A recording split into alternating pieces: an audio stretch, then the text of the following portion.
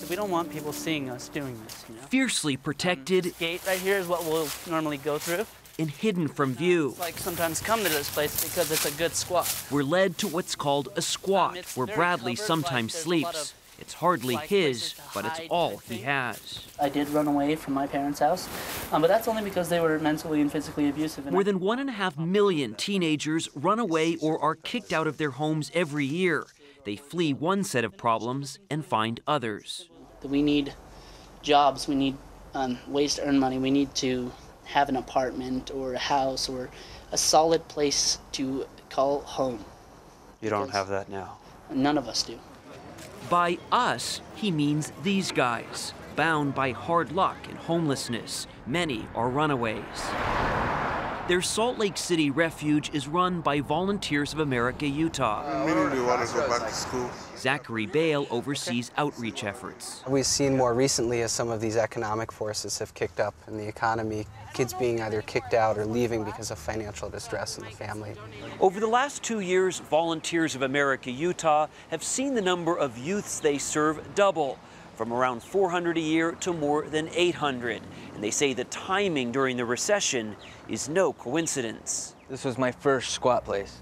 Sean Gonzalez lost his $20 an hour computer job 3 months ago and wound up on the street. How many nights do you think you slept here? About a week. He left home 2 years ago. He says his dad worked 4 jobs, and at just 17, Sean was helping to pay the mortgage. As the oldest, you know, I had to be Mr. Example, and I just couldn't do it anymore. But now, without work, he's stuck.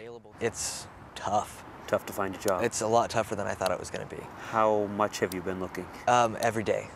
Hello, National Runaway Switchboard. May I With help you? few alternatives, callers to the National Runaway Switchboard report turning to panhandling, prostitution, selling drugs, and stealing to survive. I used to steal from stores and stuff, but that ended up getting out of hand. Now 18-year-old Zach, who's a runaway too, depends on the drop-in center. But the center itself needs a little help. Thank you. This year, there's only enough funding to stay open till 6.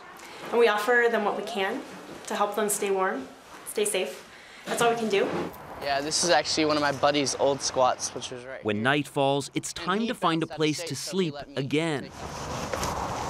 We follow Zach right up the side of a building. You'd just sleep right out here? Yeah, just throw a blanket down because look how dirty it is. They're on the streets for different reasons, And I've been adopted twice, put into foster care once. but all share the same reality. Now you're here. Yeah. Now I'm here. The recession just made it worse. Seth Doane, CBS News, Salt Lake City, Utah.